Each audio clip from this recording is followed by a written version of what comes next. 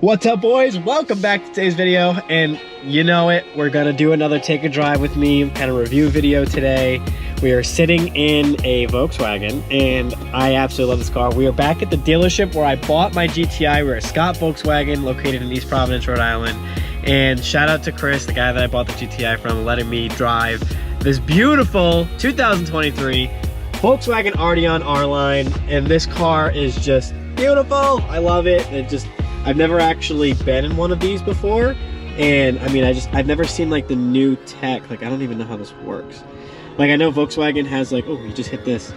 So this is like the new Volkswagen interface, and it's so different, so cool. But like, let's go through the interior first. I'll show you the exterior in a minute. I do like that they added flat bottom steering wheels in the Arteons because they didn't before. And I like the perforated leather on the side with the nap on the top. You have your paddle shifters, the digital display screen, which I wish I had in my GTI. Your 8-inch doubled-in Apple CarPlay, Android Auto infotainment system, which I like. I still like that Volkswagen doesn't put it up here. I kind of like that they have it here still, but they kind of like pushed it up so it's not flat. The beautiful two-tone light gray and charcoal gray seats. This isn't actually white, although you might think it looks white. It's actually a very, very light gray with a charcoal gray outers, and it makes the interior pop. I know this car has really nice ambient lighting at night, but it's not nighttime, so I can't show you. This is a 2.0 4-cylinder 7-speed automatic DSG transmission. It's got a lot of pep in its step. The one thing I do know is that the 2019 to 2021 or 2019 to 2023 Arteons didn't have DSGs. They now have DSGs. This thing makes, I think, 270 horsepower, I believe, 272. And it's big, it's boaty, but it's really, really nice. So I'm getting cold now. I need to turn this down. How do you turn like the fan? Oh, that's cool. So to turn the fan down, it has like this little LED screen, and when you hit it, it lights up more LED, and then when you take it down, that's awesome. The really nice texture on the trim is pretty too. I like how the vents are kind of seamless in this car. So they're kind of like, they're not like the center of attention, kind of like in an older Volkswagen like mine. They're big and they're at the center of attention. I like how they are in this car. They're not as crazy. Here's the key fob, which is just like my key fob, except it's thinner. As you can tell, my key fob is definitely thicker and bigger. This one's a little bit smaller, but it's the same shape, which I like. So this one's in black with the black rims. You have the satin black rims, which are so pretty. So from the start, I always thought this car looked really pretty. Your dual exhaust tips in the rear. I think it's definitely a nice fit. I like it better than the CC. I don't like that Volkswagen still does the chrome trim around. I still don't like that, but the car itself just looks pretty. I mean, you have definitely sharp edges. You have your R badge on the side here. And I think the front end is my favorite part of the whole entire car. I think this is so rude. I do think I could go without the chrome pieces. I do think maybe blacked out pieces would make it look a little sportier, but just this front end just looks outstanding. I mean, the headlights just look so pretty. I love how they have the LED bar that comes all the way down for your daytime running light. Your xenon LED lights just look so amazing. I like how they make them shorter now. They're not as big and bulky like they used to be. Leg space. So let's go in the rear. Let's see how much we got. Oh, wow. And obviously you guys know I'm 5'9", so I'm not super tall and I don't have crazy long legs. But with the seat in the position that I would have it for a 5'9" driver, this is a lot of leg space. Holy cow, this is awesome. So now for somebody who's over 6 feet, you're still gonna have about this much space, which is exactly what you want. 12 volt in the rear, which I'm surprised you don't have any like USB-C ports back here. Usually you do. You don't have full control on the back either. Usually on the newer cars you have full control, dual climate control on the back, but you don't. And that's okay, but I would have expected a little bit more features back here, but no big deal. And let's go for a drive. Oh, this car's aggressive. Already feeling the aggression. I've never driven an Arteon. I'm actually very excited to. The last time I drove a car at this dealership was the GTI. So it's definitely different to be driving this car today, that's for sure. All right, so we'll start off in drive.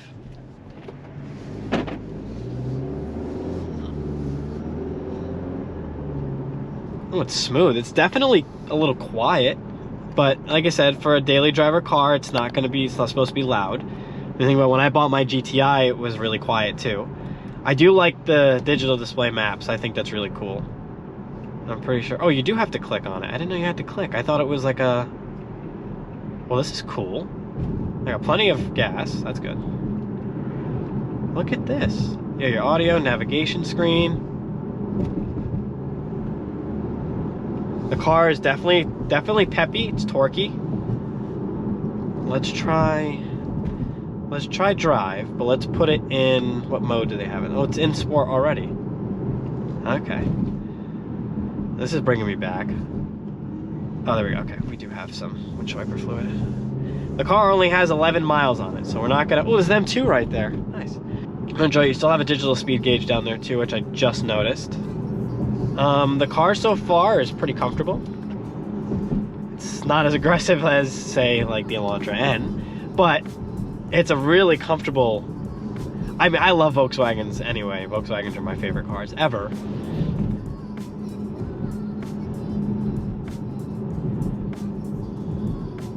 So we're in sport. So let's go. They have eco, comfort, normal. Let's go to normal. See how it drives in normal. Yeah, it's comfortable.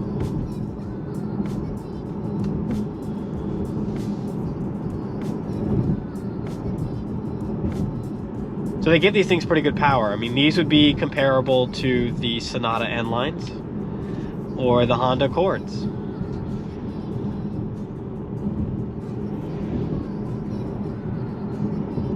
I want to use the paddles, but I want to drive it and drive a little bit more just to see how it is.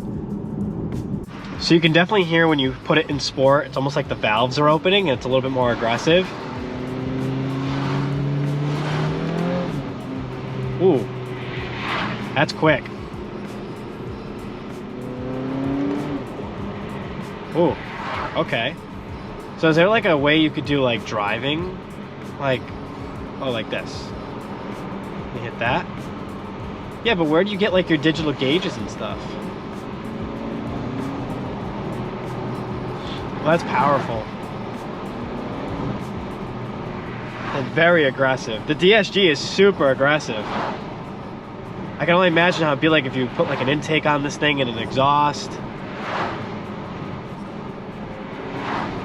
Ooh, holy aggressive.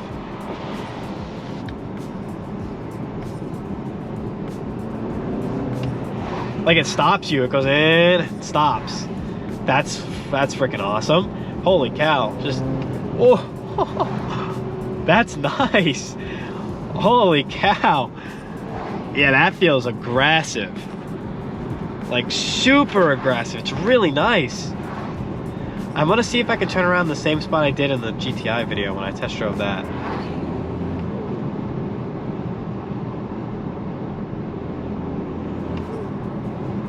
What's that noise? It makes like a noise when you do that.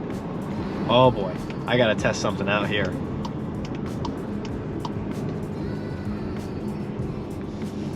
I think I hear like a stock intake sound.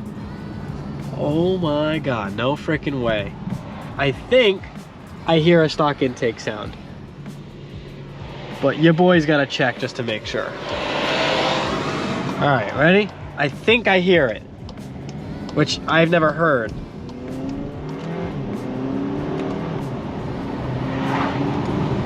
Whoa, great acceleration. Wow. All right, so I'm gonna go windows closed because I want you guys to hear this too. I don't hear it. Wait, maybe with the window cracked again? Come on. Usually you don't hear a lot of stock intake sound, but I heard it. Slow down, maybe the wind.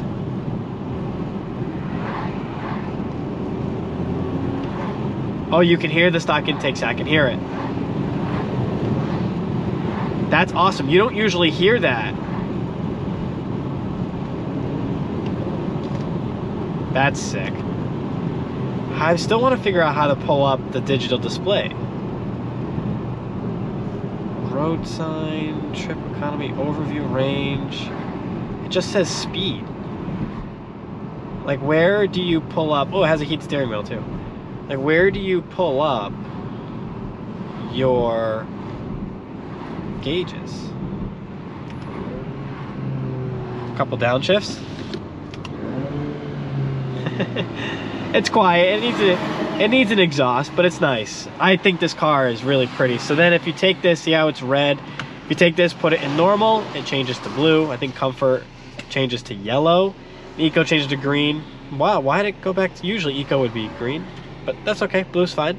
Yeah, then it goes to yellow, normal goes to blue. Like, that's a heavier blue than that, it's more of a lighter blue. And then normal, and then sport is your red. And then custom mode, does it have a color? Just blue. But you have your custom modes, everything, you have your dual climate, your heated seats, everything that you need and want in your Volkswagen. The car is a joy to drive. Wow, that is so torquey. It's a nice car to drive. Like, if you just sit back and relax, like, this is like a business class car. Oh yeah, oh my God. Holy cow, that's got torque. Just, oh. Wow, that's awesome. So now we're in sport, we'll put it back to drive. But even just driving and drive, the car pulls. And then I want to try eco. I'll put it in eco. Save that gas. This car is so nice. So in eco, it probably uses less horsepower, but it still drives so nice. It's comfortable. It's definitely much quieter. We'll put it in comfort. Comfort's usually the quietest because it's more of like a nighttime driving. You want to be nice and quiet. Road trip maybe. This is so quiet. It's like I'm driving an electric car. Now normal, it's a little bit more sound, but it's still cruising. This car cruises. The question is, would you pay $47,000 for this car? Because we have the Sonata N line that's $35,000, and now you have this that's $47,000. To me, this car doesn't seem much different than the Sonata N line. It's pretty much the same thing. I think the transmission's a little bit more aggressive, but I think the car, in terms of power and looks, is essentially the same thing. So you really have to kind of decide if you want to spend the extra $10,000 on a car that is somewhat similar. Would I say not buy this car at all? No, I think this car is beautiful, and I definitely think it's worth test driving and taking a look at it because you can see the differences for yourself. I personally don't believe there's a lot of differences in this car compared to the Sonata N line, but some people may think otherwise. So I think this car is an amazing car. I think it has an amazing interior. It feels, just everything about the car feels sporty, even though it's not a quote-unquote sporty car. It feels like a sporty car and it performs like one, but it also gives you that business type daily driver feel that a lot of people look for. And that's what I can appreciate from this car. I can definitely appreciate that from this car because it feels amazing. Plus you can hear the stock intake, which you could not hear in my GTI. So that is cool. I don't think you can hear it on camera. Probably that's not loud enough to hear, but I can hear it in person and it's really cool. Beautiful sunroof. That thing is huge. Holy cow. That's one big sunroof. If you notice, they don't put the DSG badging on the shifter anymore. And that's because people were confused on what it was. So Volkswagen said, you know what? Instead of keeping it there, we're just gonna say we have a DSG and not tell anybody. Because that is the way to go. They were getting a lot of people saying, what is this? Why is it why does it say DSG on my shifter? Is that supposed to be there? So they decided to just remove the DSG badges from the shifter altogether. And in the GTIs and Golf Rs, they removed the shifters altogether. So I'm actually surprised to still see a shifter in this car because in the Mark 8 GTIs and the Mark 8 Golf Rs, they removed the shifters. And I will be trying to get my hands on one of those. I do want to try to drive one of those very soon. So that'll be a goal, is to drive one of those soon, either the Mark 8 GTI or the Mark 8 Golf R. Because I want to see what those are compared to what we have, and that's the Mark 7. So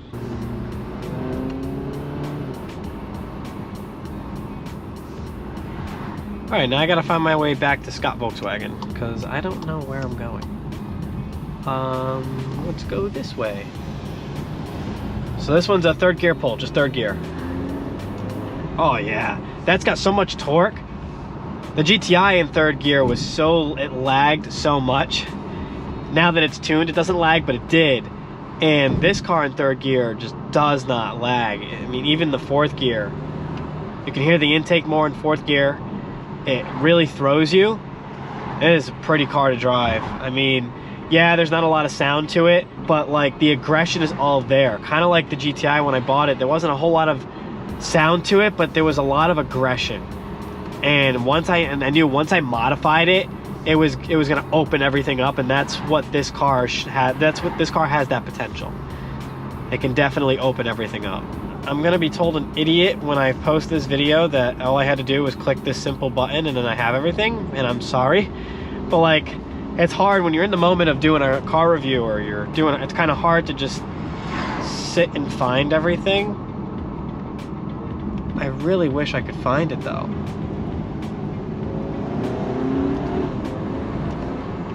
Well, I was not able to figure it out. I've been trying for the last like 5 minutes now. I can't figure out where you would have your gauge displays on here, unless they don't have it anymore, but I doubt that. Like, there's no way you can't have your digital speedometer display, your analog speedometer display, and your analog RPM display. That doesn't make any sense. If you guys are looking to buy one of these cars, you can come down to Scott Volkswagen here in East Providence, Rhode Island. And they have a white one in stock, and they have this black one that I'm currently driving in stock. This one has 19 miles on it. I think that one has around 10 or 11 miles on it. They are brand new, and they are both posted for around $47,000. And if you guys are interested, make sure to come down here. Talk to my guy, Chris. Chris is awesome, and he will help you out. And yeah, guys, we have something for the GTI coming next video, so stay tuned. And as always, we will see you in the next one. Peace out, boys.